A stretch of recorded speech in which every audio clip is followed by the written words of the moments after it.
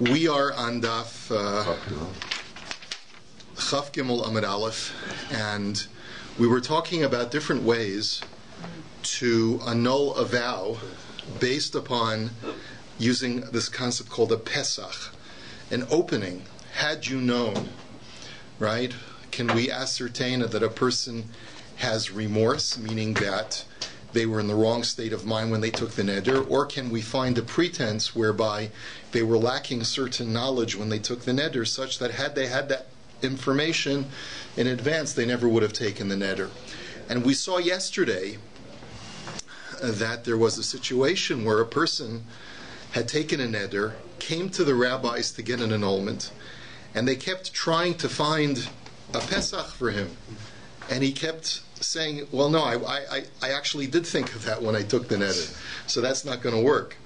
And the rabbis got so frustrated that the person who came to them in the first place, who was seeking the neder, he said, who was seeking the annulment, he said, if I had known that I would frustrate the rabbi so much, I never would have taken the neder. And that in itself was the Pesach for the neder. So now we have a similar story. So Amar Rabbi Yishmael bar Rabbi Yossi, a similar story, which is now about 7 lines down. So he says, Havale Nidra L'Mishra.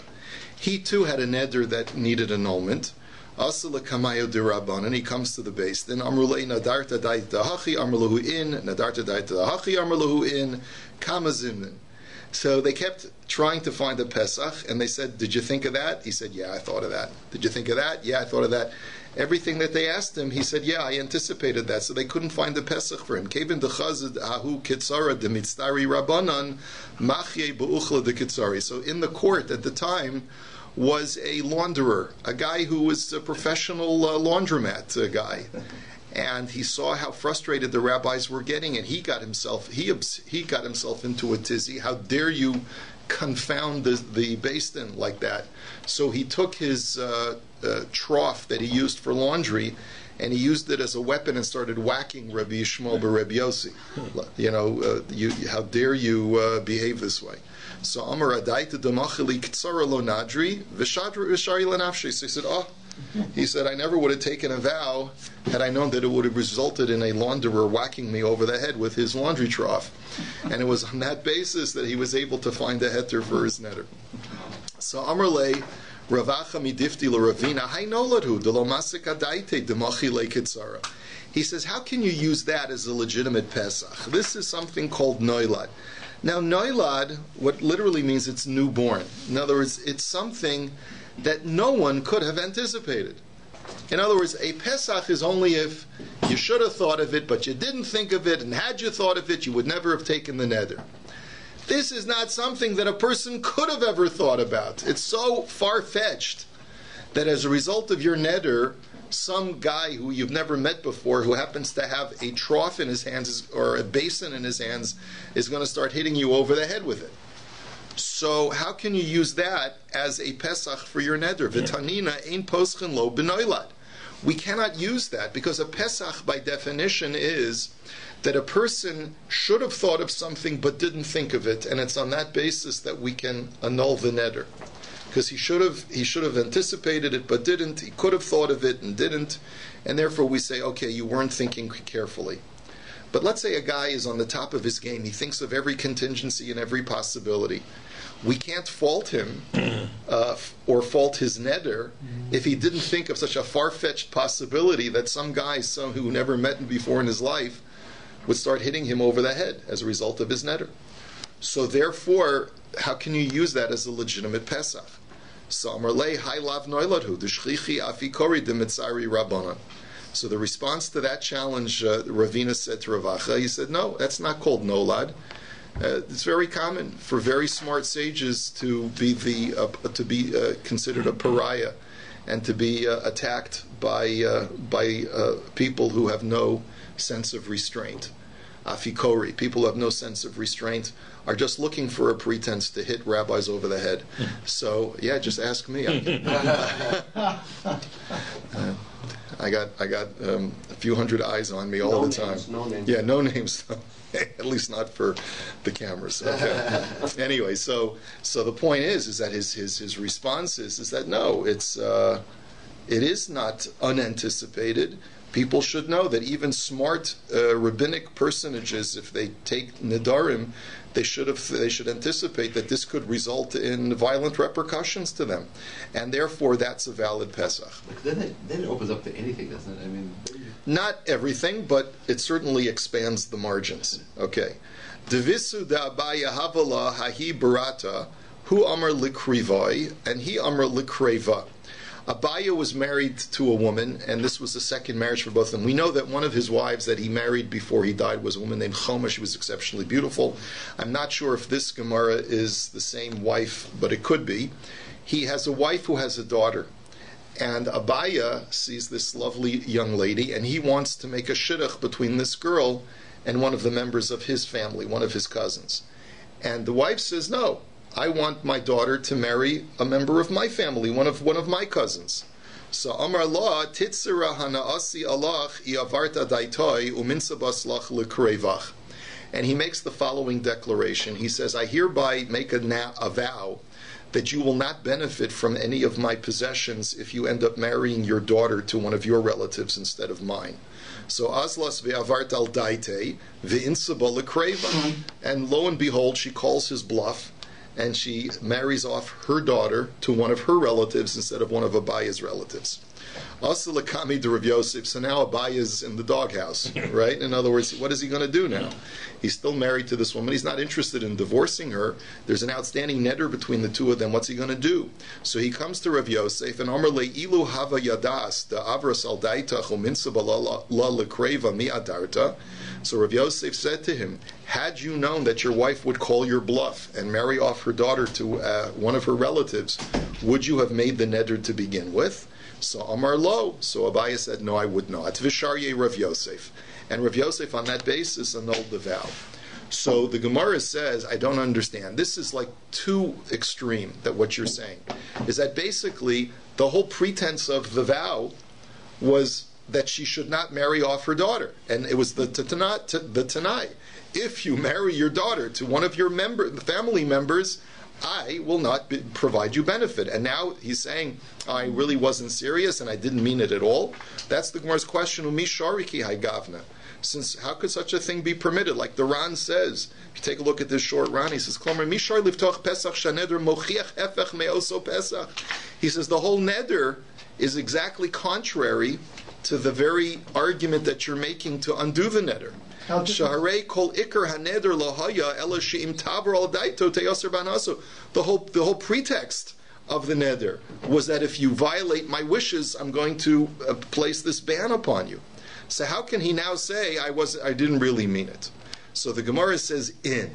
The answer is yes. Such a Pesach works also because Vahatanya, as the story relates, Ma'aseh ba'adam echad shehidir es ishto milalos l'regel va'avral daita va'olso l'regel.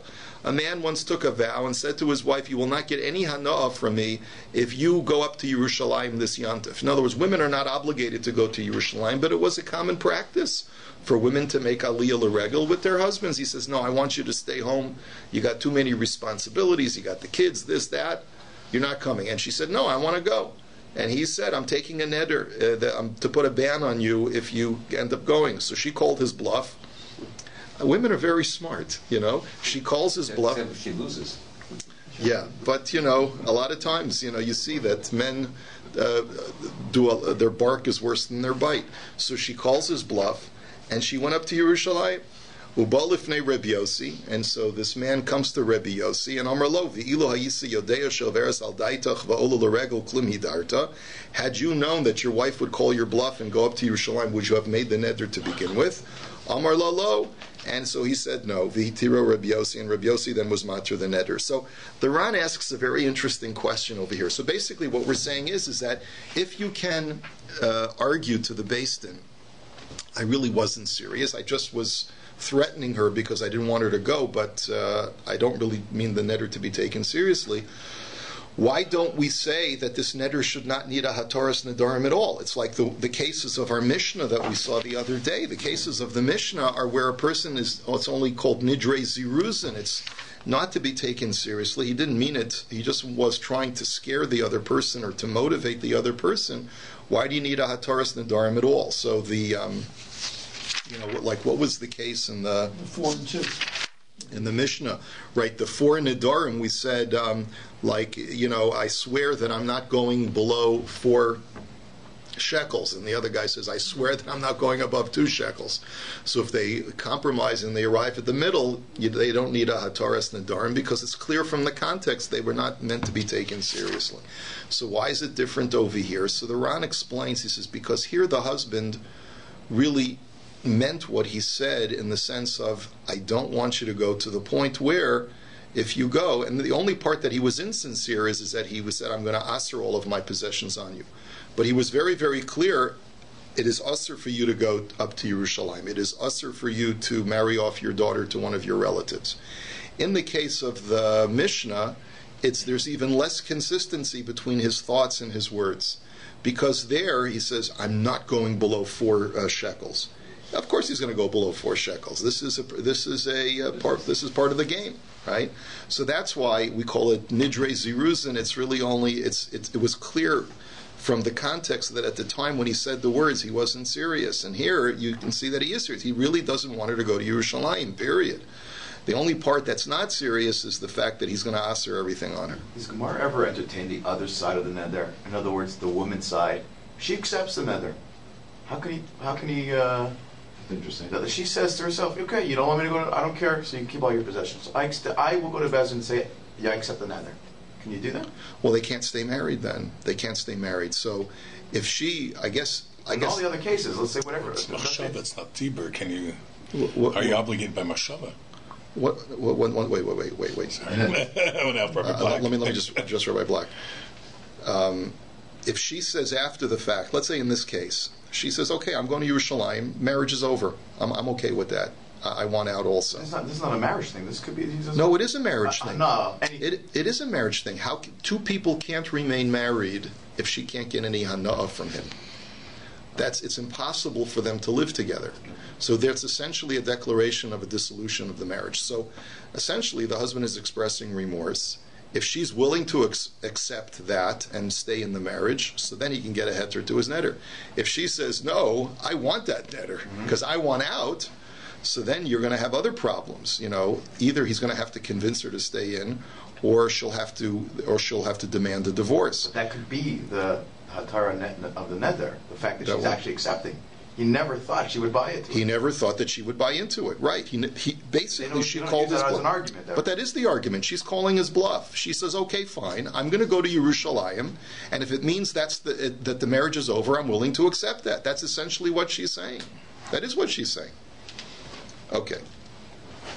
Let's go on to the next. So basically, you do need a hataras nedarim, but you can get it. The Pesach works even though it is undoing the very foundation of what the neder was based upon. Let's take a look at the next Mishnah. Rabbi Eliezer ben Yaakov Omer, Af harot zelahader es chaveru sheyochal etzlo. Even in a situation, here's another example of nidre ziruzin, of non-serious nedarim. If a person wants to pressure his friend, come, I want you to dine at my house. So he says, Yomar kol neder shani asad lidor hu batel. He can say as follows. He can say any neder that he makes a declaration and he says, any neder that I'm going to take in the future over the course of the next X amount of time shall I hereby declare nullified. That works, is batel. It does work. Uvilvad sheyehi zachor b'shas neder, provided that he remembers at the time when he takes a neder somewhere down the road. Now, this Mishnah makes absolutely no sense, because the first part of it says that if a person makes a neder to force his friend to dine with him, or to put pressure on his friend to dine with him, the halacha is that it's not to be taken seriously. And then it says that, he says, any neder that I wish to take in the future shall hereby be null and void. How is that putting pressure on his friend to dine with him? If anything, it's just the opposite. it's taking pressure off of him, because he basically says, I'm going to take a neder if you're not going to dine with me, and then in the same breath he says, but don't worry, any neder that I take is null and void. So if anything, that's taking off the pressure. So what does this Mishnah mean? What is it talking about? So as we'll see, there's a big chunk missing from this Mishnah, and otherwise there's no way to make sense of it. So the Gemara says, "V'keven da'amar kol neder shani asi lidor yehi batalo shamiale v'lo asi bahadei." If a person says, in the course of putting pressure on his friend, that any neder that I'm going to take against you shall become batal, so then of course his friend is not going to listen to him to dine with him. And so like, what is he accomplishing? So the Gemara says, you're right, of course, chisuri mechsur avahachi ketani. There's a big chunk missing from this mission. You have to read it as follows. Harotza shiochal etzl chavera umesarev bo. That if a person wishes that his friend shall dine with him, and the friend is refusing, umadiro, and then he takes a neder and he says, if you don't dine with me, I hereby prohibit all my things upon you, or I'm not going to get any hana'ah from your things. In any case, nidre ziruzin. This is not to be taken seriously. It's a nidre ziruzin. It's only it's an exaggerative neder, only in order to motivate his friend, and therefore he doesn't need to get a hataras nedarim. Baharotz shelo yiskaimu nedar of kol hashana, and then we have a totally separate halacha. The next line of the mission is a completely separate issue. If a person wants to make it such that any nedarim that he's going to take in the future should not take any effect and should be null and void in advance, so what should he do? Yamod b'Rosh Hashanah v'yomer kol neder shani asa lidor yehi batel.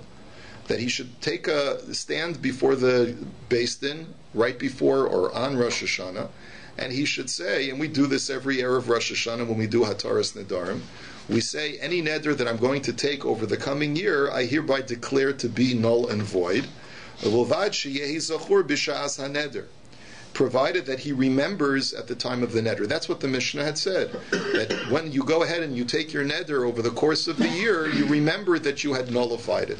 So the Gemara says, that doesn't make any sense. If anything, it should be just the opposite. Now hold on a second. It's one thing to say that a person can make a blanket declaration for the coming year to say, I hereby nullify all future vows. So that if in a fit of anger he takes a vow, it's not going to have any teeth to it.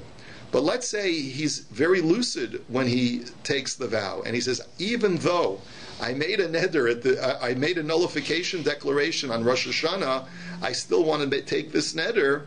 If anything, that's going to countermand the nullification, because he's saying, despite the fact that I nullified all future nedarim, I want this neder. So if anything, that's going to substantiate the neder by the fact that he remembers that he nullified it on Rosh Hashanah. So what are you talking about? Amar Abaye tini uvolvad shelo yehi zachar b'shas haneder. So Abaye says, you're right.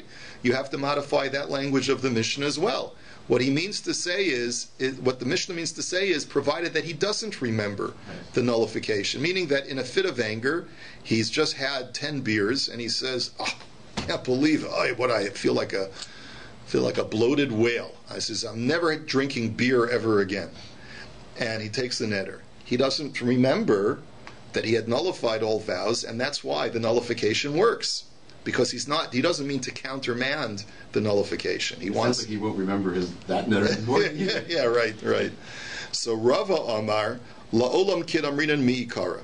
So Rava, like the Ran says, it's not that he's disagreeing with Abaya, but he doesn't want to change the language if you don't have to. So Rava says it's not that he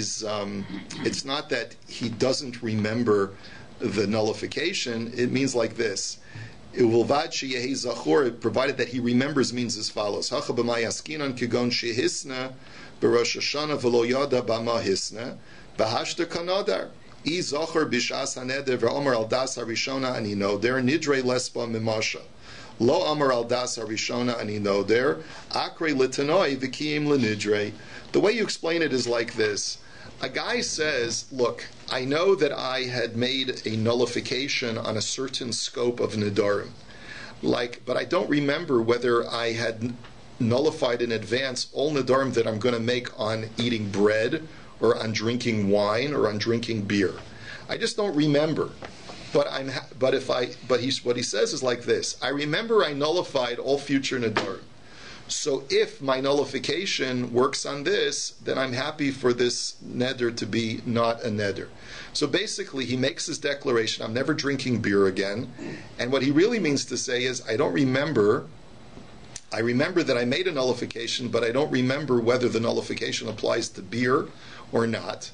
But if it does, I want it. But if my nullification did apply to beer, I want it to apply to this neder.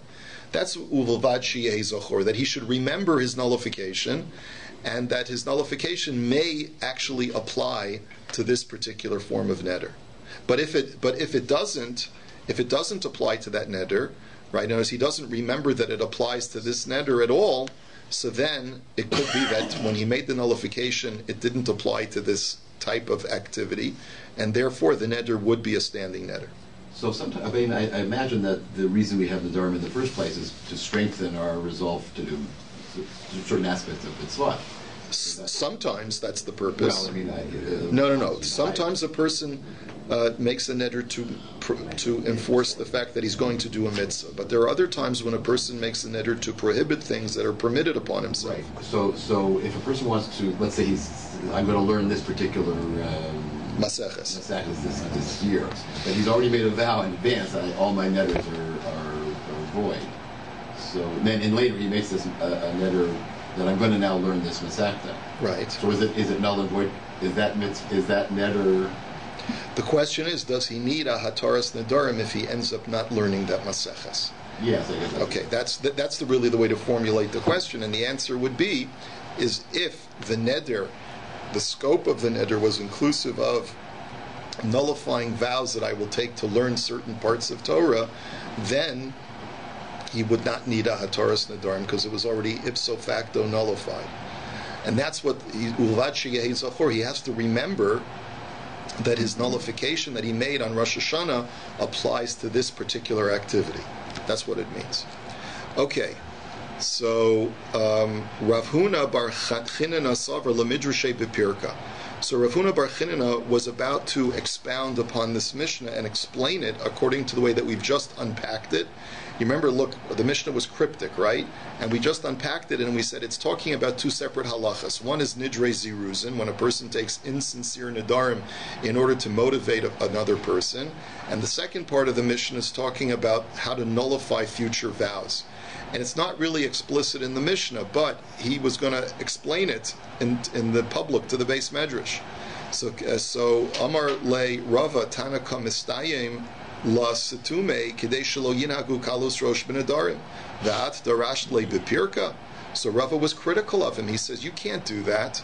Why do you think that Rabbi Yehuda Hanasi, when he wrote down this Mishnah, wrote it so cryptically and deleted a whole chunk of it? He did it because he didn't want the masses to be exposed to this information, because if people know that you can always nullify all vows you're going to take for the coming year in advance, people will be frivolous in taking vows.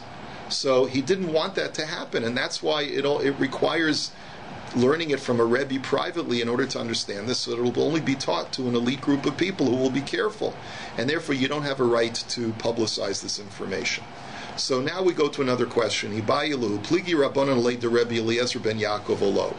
Do the rabbis argue with Rabbi Eliezer ben Yaakov? Eliezer ben Yaakov is the one who says that this kind of neder is nidrei ziruzin, when you put pressure on a friend to eat in your house, and you say to him, if you don't eat in my house, I'm never getting any. You're never going to get any hana from me.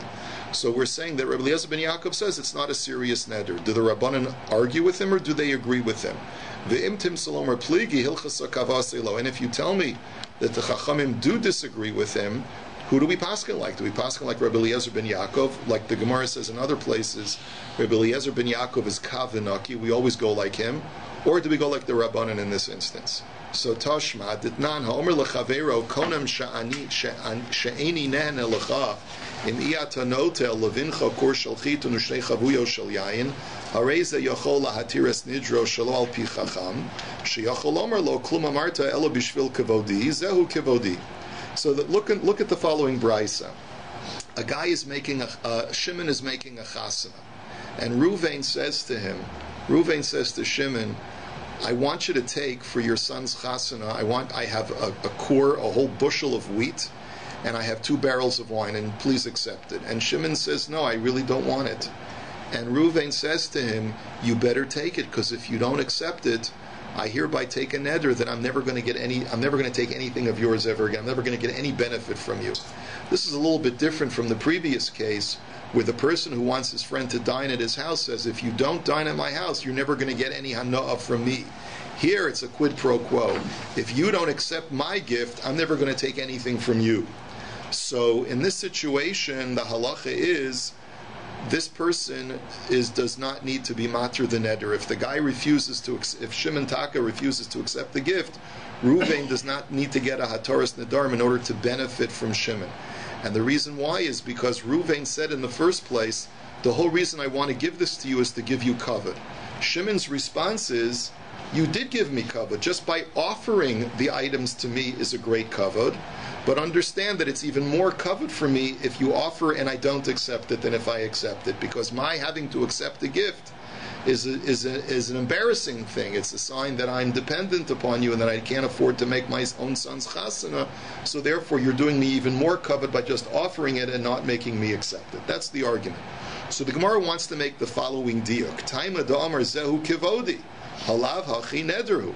He says the only reason why this is not a valid neder according to this brisa is because since Reuven indicated that he wanted to do this to honor Shimon, and Shimon says that you honor me by offering and not forcing me to accept it, so therefore you see that the whole pretext of the neder has been fulfilled by Reuven not giving him the gift. And that's why Reuven doesn't need to get a hataras nedarim, even though Shimon did not accept the gift. But if that were not stated explicitly, if Reuven had not offered it to him by saying, I want to be mechabe Jew, and Shimon would not have said that is a covet for me by not making me accept it, then it sounds like this would be a valid neder, because Reuven said without any strings attached, he says, if you don't take my gift, I'm never going to get any hana from you. If he would have just said that without talking about kavod, it sounds like this would be a valid neder and you would need a hataras nedarim. So money. Rabbi Eliezer ben Yaakov nidei zerusein havi.